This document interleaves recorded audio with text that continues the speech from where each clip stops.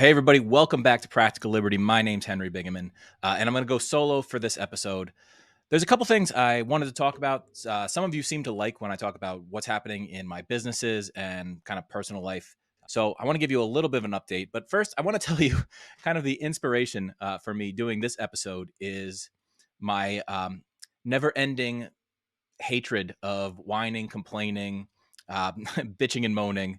That counts triply for myself when I see myself doing it. I really think this is something I had a problem with when I was a much younger person, at least since I was like 12 years old, because that's the year that it really clicked for me that whining and complaining gets you nowhere. It drags everybody down and makes everybody's life miserable. And it's not productive. So there was a camping trip I went on when I was, I think, 12. And it was with a bunch of people from my church youth group. We went hiking in the Adirondacks Mountains, up Mount Marcy, I believe it was, which is the tallest mountain in the Adirondacks. And we were backpacking the whole way in. So it was hike in, hike out. I think it was like 10 miles up and 10 miles back. And I was wet and miserable, and the pack was heavy, and I was hungry. And I don't know that I was complaining as much as I could have been, but I was making it pretty clear to everybody on the trip that this was not a fun trip for me, and I was not having fun. And I remember getting to the top of that mountain and looking out. You get above the clouds, at least the time we were there, and going, oh, that's why you put in all this hard work. Because when you get to the summit of a mountain, it's actually worth the work. It's actually something that you can be proud of and not a lot of people have done. So the reason I'm bringing this up is because I'm going to make some excuses, I think, in some ways. And I don't like making excuses. So this is more of an explanation. I recently had two projects almost simultaneously running. The first was a copywriting project I did for a client. Now, I don't want to talk about the copy side of it necessarily, although it was kind of interesting. Very short timeline. The market stinks right now. It was an investment service. Not that the market itself is doing bad, but the market for people buying investment services is just not doing well right now. People aren't buying them. It's not that interesting to people. I think 2020, 2021, there was the whole GameStop thing. There was the stocks go up. There was the stonks. There was the diamond hands. And everybody just got fed up with investing advice. It kind of burned itself out. And now people are very skeptical of everything they read. So I got a copy project for a big publisher, and I did pretty well with it. I put basically all of my effort into it. I was writing like 3,000, 4,000 words a day for weeks and weeks at a time to get this thing done in time for launch. We filmed it right before Christmas, and then we had to post-produce over the holidays through New Year, and we launched shortly after New Year and ran it most of January. At the same time, if you're on my email list, or you've kind of watched some of the podcasts I've been doing, especially with Tane Nix, you know that I launched a community, the X-Plan community. You can see the new sign for it right here. Super excited about this launch. This is like, I'm so passionate about this. This is the coolest project I've ever been involved in. I really believe this is a great way to increase your freedom, increase your wealth. There's so many cool things in the X-Plan community, and the plans are just getting bigger and bigger, and the community is getting awesomer. Anyway, they're launching at essentially the same time. We were launching the X-Plan community. The official cart open date for that when we were bringing people in was after a webinar on January 31st. So just a week or so ago. Now, I know how to launch products. This is what I do, right? I've sold $350 million plus worth of products. I know what I'm doing when I'm launching it. And the project I did for my client, I put in 100% effort. We did every little step that you would want to do to launch a new product. 7 days of warm-up content, 4 or 5 different types of emails a day, different ads, an outstanding order form, a follow-up sequence, deadline emails, just every little piece that you need to launch a product successfully. I put the effort in, and we did it. And it was a 7-figure launch, which is an accomplishment when people aren't buying a lot of stuff in the investment space. So I was very proud of that. And the client's very happy with that. I think they told me it was the highest converting thing they've done in a year or so, which is great for somebody that launches 2 new promos a month. Now, the X-Plan community, if you ever have launched a product or if you've ever thought about launching a product, you know that you have a certain number in mind that you'd like to hit. Now, when I launched Breaking Free, I I had a number in mind, and I did 5x that number on launch. I was just shocked at how well it sold. So when I had a number in mind for the X-Plan community, I thought maybe 2x. Like, I'm being cocky here. I just thought it was going to do better. Then I put low expectations on it just to temper everybody's expectation, not overhype it.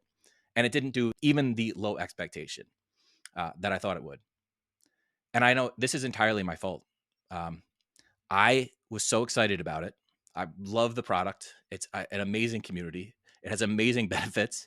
And in my mind, I didn't have to sell it as hard. I didn't have to do all the warm up pieces. I didn't have to do a series of videos introducing people to Tane and his different worldviews. I didn't have to build my own credibility. I was thinking, look, this is just launching to my list. We're not going external yet. We're not bringing in thousands of people to view this thing. These are these are my people. They'll trust me. They'll understand the value because they're in my world. And I realized that's actually disrespectful to your customers when you don't sell as hard as possible. When you don't give them every reason that you think they should buy, every reason that they would benefit from it, counteract every objection that they might have to getting in, the price point, the deliverables, the how's the community going to work. I didn't have a sales page. I had literally all we did was a couple emails telling people about the webinar. We did the webinar, and Tane and I rehearsed that a couple times to get it down and smooth. And then we launched it, and a few people bought. We have a handful of people in there. They're great people, really saw the vision, but it was not the numbers that I really wanted. And this is entirely my fault. I knew better. It's one of those things that if you want something in life, you cannot be lazy about it. And this goes for everything, not just a new product launch. This goes for, look, if you're single and looking for a relationship, you can't go half-assed with it. You have to get yourself in shape. You have to be able to present yourself. You have to practice talking to the opposite sex. You have to make yourself attractive. If you want a job, you can't just put in a couple applications and say, "Oh, I did my work. I'm unemployed still." If you want to launch a business, you can't go halfway. You can't just do the minimum, expect everyone to see your vision, and expect it all to come together. It doesn't work that way. If you want privacy, I did a podcast a year and a half ago, 2 years ago almost, with Glenn Meter. There's like 6 steps you need to take to really protect your privacy.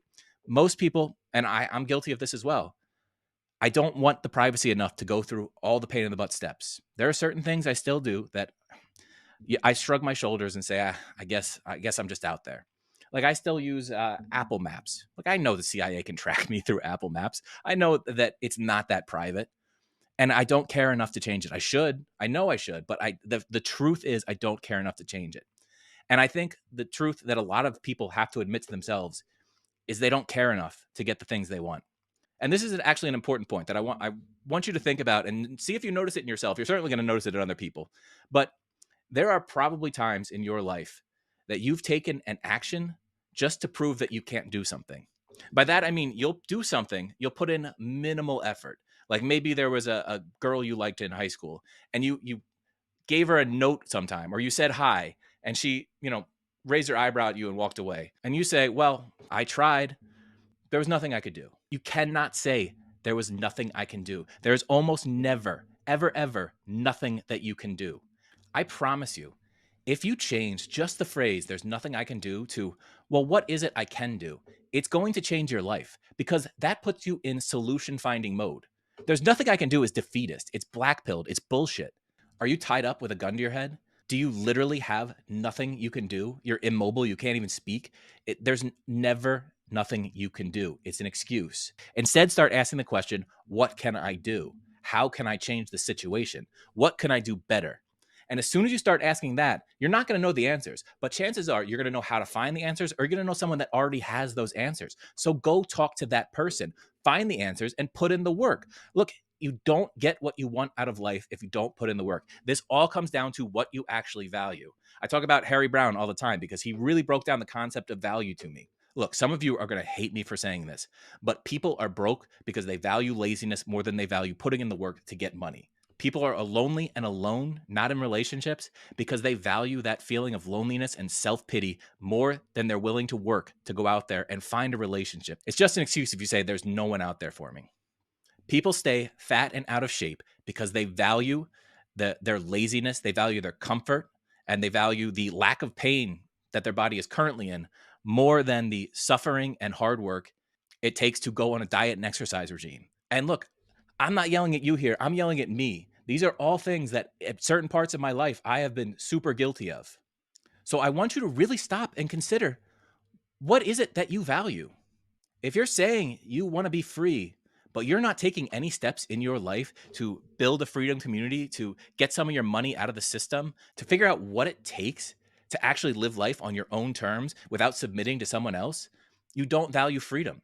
If you're broke and complaining that every job doesn't pay enough, or it's the greedy capitalists, or I can't get ahead because I'm a millennial or a Gen Zer, or I got screwed by the system. No, it's bullshit. You don't value it enough to go out and work for it. You have not put every single effort in to get out of the situation that you hate. You don't hate it enough. You value the situation you're in more than the pain, and it is pain that it will cost you to go through to get money, to get wealth, to actually build the life that you fantasize about but don't value. This is all about what you value. So ask yourself next time there's something you think you want, do you actually want it? And look, again, this is I'm directing this at me. That product launch with the X-Plan community, which, look, I'm going to make it work because this thing is awesome. And I encourage you to check it out. Get on my email list. You're going to hear a lot about it. I'm not done with it. This is literally the next 10 years of my life. X-Plan community is going to be a part of it. So I can recover from one, underperforming webinar. This is the dream. I'm willing to put in the work. But the next time that you value something, ask yourself what you're actually willing to give up for it. And when you're in the pain, when you're in the suck, when it hurts, when it sucks, when you're missing parties and you're not seeing your friends and you're getting up at 4:30 in the morning to make sure you get your workout in and all the work you do and still take care of the kids and still have time with the family and put in the work to start the business or the freelance career that's going to set you free, that's going to help you live up to the goals that you claim. You claim to everyone that you value this. What are you doing? Do you value it? I do. I have changed a lot over the past couple months. I've gone through periods in my life where, look, man, life sucks sometimes. Life is hard. Life is pain. It's okay to lay low. It's okay to say, look, I am valuing my mental health and sanity right now more than I value my freedom or whatever it is that you actually want. I'm putting that on hold because I need to recover. You can have recovery periods. How long, though? How long? How long do you get to recover? It's not 5 years. You don't need 5 years. The worst thing in the world can happen to you. You get some time to build back up, to figure yourself out, to put it back together. But after that, what do you value? Do you value the sympathy you get out of other people? I mean, it's hard, but this is what you have to think about if you want freedom in your life, if you want to achieve your goals. Think about what you value. If there's no cost in failing, if it doesn't hurt when you try for something and don't get it, then there's no reward in succeeding. So go out there, do something that will hurt if it fails. Find the motivation, find accountability partners, find a community that will agree with you, that'll support you, but do it. If you value it, prove it. All right. I mean, sorry for the rant, but again, I'm yelling at myself here, guys. Like this X-Plan community thing, I believe in it so much, and I'm just disappointed in knowing the right things to do and not doing them. For me, it's a bummer. It's like I have a lot of excuses. I had this other project that I was crushing it on, and what I should have done probably is Tane was eager to get this off, so was I. But I should have said we need to wait 3 more weeks, and here are the assets that we need to get in place first. We need a much better sales page. We need to really think through the order form. We need to work through all the customer objections, and I mean we've done all of this now, but we're a week post launch, so we're gonna go back. It's gonna be like again, this is going to be a main focus of my business moving forward. So just because you have a failure in something that you do really value and you are putting in work, you can take a step back every once in a while. You can have a setback, and it's not going to derail your life. There's no failure so big other than death or life sentence in prison that you can't come back from it. You can come back from anything except death and giving up. So don't give up. If you value it, go for it, man. There's another topic I wanted to talk about, and it came out of the big project that I had, trying to do 2 launches at once. I was writing 3,000 to 4,000 words a day. I think I already said that. It takes a lot of discipline to get as much writing done as I had to do between basically November and the end of January. It was 3 months straight of not every single day doing 3,000 words, 3,000, 4,000 words, but I wrote the equivalent of probably 100 and some thousand, 200,000 words over the period of this launch between the two different launches I was doing. So I did a thread on Twitter, um, or I tweeted on X, whatever we want to call it. I hate this stupid thing. It's Twitter. And it seemed to get some good feedback. So I want to go through some writing tips because people seem to really appreciate those. And writing is the best thing. It's the most valuable skill, I believe, that you can learn. Now, I'm obviously very biased about this, but communicating with other people, communicating ideas effectively is a superpower. It's a superpower in a lot of different ways. It'll get you hired. It'll get you appreciated. It's great for networking. Being able to write and speak is a skill that, if you know my skill stack, it's something. Communication is a skill that everybody needs in their skill stack at some level or another, right? You have to communicate what it is you're trying to say or believe. So on that note, I want to give you just a few writing tips that I found for just maintaining productivity over a long stretch of days. And the first thing that I did every morning, and I didn't do this as religiously as I should in the beginning, but once I really got in the flow, I found this to be enormously helpful, is I would get my first 2 to 500 words out of the way first thing in the morning. Because the thing about your first 2 to 500 words is they're going to be garbage. They're not going to say anything that you really wanted to say. Your brain needs a period of warm up to be able to articulate itself clearly. So I use a program called Flow State. It's basically a blank screen word processor that has a timer attached to it. And if you stop typing for it's 5 seconds, maybe 10 seconds, something like that, the words disappear. So you are forced to keep writing or lose everything you wrote. It's a great way to get your brain warmed up. It's a great way to force your mind to start thinking. It's I kind of view writing as wading out into the ocean, right? The first little bit that you have to get through are the waves and the tides and everything's pulling you. Once you get out into the ocean, it's much easier to start swimming, right? There's obviously still currents and resistance and all that, but you got to get through that first sludge to get into the clear waters where it's going to be easier to write. So I basically, when I was doing this, I would get up at I was getting up 7:30 every morning. I'd write my 500. I'd put on the timer for 5 or 10 minutes, depending on how I was feeling. Then I'd make my coffee, feed the dog, and then I get to work doing the real writing. And I would typically get the most of the writing done by 1 p.m. And then I'd eat lunch and try to do some other work things. And I'd jump back on sometimes at uh, 9 or 10 at night and write for another hour or two. There's something about the nighttime peacefulness, quiet that makes me write well. Again, you got to find your own rhythm. But the main point, the first thing you should do is get the trash words out of your head. They're in there, push through them. Just realize that none of it matters what you're saying. You're trying to get your brain working. The first words you write aren't that important. All right, the second tip, uh, once you get in a flow state, do not interrupt it. There's nothing more valuable to a writer than being in that zone, that flow. I don't know how to describe it. Your fingers work faster sometimes in the flow. Uh, Other thoughts stop intruding. There's nothing like it. It is a feeling of clarity and purpose almost that until you've been in a flow state, you can't really understand it. So when you start writing, turn off your notifications, turn off your phone, set a timer if you have to. Like if you have to check emails at 1 o'clock or 2 o'clock or something, or you have appointments, set a timer, put it outside your room, set an alarm clock, something that'll bring you back. But you don't want notifications popping up on your computer. You don't want those distractions. A lot of the best writing that I did, the best arguments I made in the sales copy, some of the honestly most quality work I did in 2,000 word chunks. 3,000 word chunk sometimes in a full flow state where it just came out. I don't know where it came from.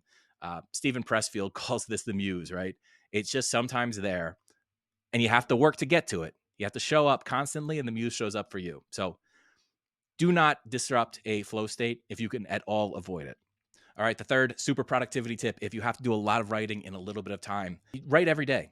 Don't think that just because it's the weekend, you should take a day off. Now, you don't have to write all day. You don't have to have the same schedule, but get your 200 to 500 words out of the way and then do at least an hour of writing, of actual dedicated work where you're thinking and planning and writing. You need to keep that habit going. When you break the habit for 2 days, it's much harder. The longer you go, it's much harder to come back and focus in again. There have been many times, there are many wasted Mondays in my life because look, I'm not always trying to be super productive, right? Like I like to enjoy my life. I like to travel. I like to go snowboarding. There's plenty of things that I like to do on weekends besides writing. I am not a 24/7 on, 24/7 working kind of dude. But if you're in that period of productivity and you need it done, you got to write every single day something. Put words on paper. Keep the brain flow going. It's gonna make your Mondays way more productive. You'll lose so much productivity when you break up, when you have 48 hours where you didn't even think about the project. So write on the weekends. The fourth tip is sleep is absolutely critical. Our brains are like a battery. The motivation in our brain, especially, is a battery, and it gets zapped very quickly. One of the ways to increase your motivation is actually increase your physical fitness. The healthier you are, the easier it is for your brain battery to stay charged. There's some research behind this. I can't quote it right now, but the more in shape you are, the bigger the charge in your battery can be. But the only way to recharge your brain, to recharge that motivation, is to sleep. So you need 7 or 8 hours a night. The sleep is actually more important than the writing sometimes. And one of the cool things about sleep is if you've been in an intense project, it's actually one of the reasons I like writing late at night, right before I go to bed too. Your brain processes overnight. Your brain will come up with ideas and angles, and it solves problems in your sleep on a level that you couldn't do consciously. So if you're trying to pull an all-nighter, look, sometimes it's necessary, especially if you write professionally. You have a deadline sometimes, right? You just got to stay up and do it. And even if it's not your best work, sometimes it makes sense to just hit the deadline. But look, if especially if you're writing for something that's critically important, you got to sleep on it. You need to recharge your brain, and it'll keep you in a better mood when you're writing too. Tip number 5 is a little controversial. Especially, I started this episode out by just like ranting at people, ranting at myself, really. But it's easy to lose confidence when you're writing. Especially, writing is such a solo activity that it's easy to get down on yourself and start doubting your words and start being hypercritical of yourself. It's very important, and this is so stupid. I never would have done this in my younger years. I would have thought this is the I actually so I've talked about my coach a couple times before, Brent Charlton, and he made me do this, and I thought it was the stupidest thing, and I resisted it so much, and it turned out to be for some stupid psychological reason one of the best things I can do. You need to be your own hype man. And by that I mean literally stare in a mirror, look at yourself in the eye, and tell yourself that you're awesome. Tell yourself that what you're writing is phenomenal, that nobody can do this better than you. You are going to blow the client's mind when they get this. Every reader is going to read your words and think they're magical. Honestly, it's so dumb. Stare in the mirror, tell yourself that. On some level, it slips into your subconscious and it lodges there. It will give you a confidence boost. I don't understand why it works. It's a trick, it's a gimmick, but it's so easy to get down on yourself, and mindset is such a critical thing in writing, right? This is all about how like the brain is so complex that we don't fully understand it. We don't understand where consciousness comes from, how it operates. So whatever it is of being praised, even when it's coming from yourself, it will lift your mood. It will give you the confidence. And sometimes confidence is all you need to really get the project done, up to the level you're capable of. Look, everybody has a different level of talent when it comes to writing. I think everybody can get to the stage by just through sheer practice and grit and coaching. You can become a competent, good writer. There are people like, I know this is a stupid example, but J.K. Rowling, I think, is one of the most phenomenal writers and storytellers that I've ever read.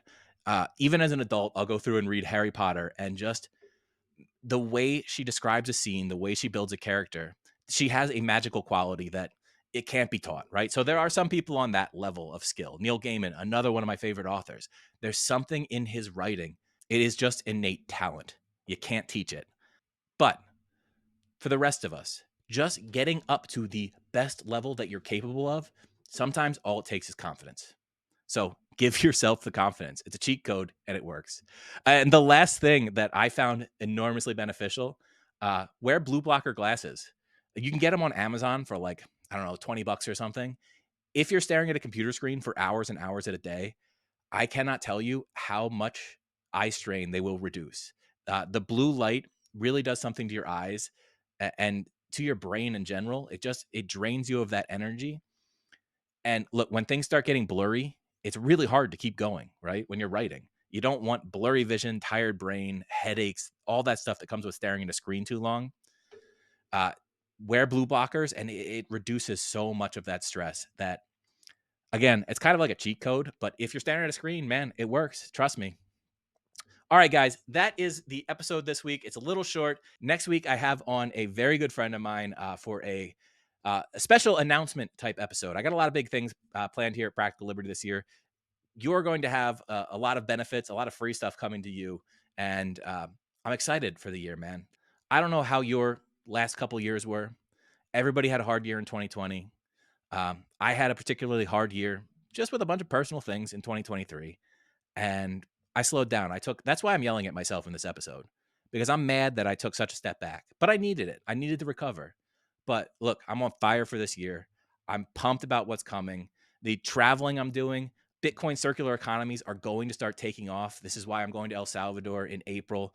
It's a very dangerous but exciting time to be alive. I believe that we can win this fight for freedom. I believe that we can become successful and freer and richer together.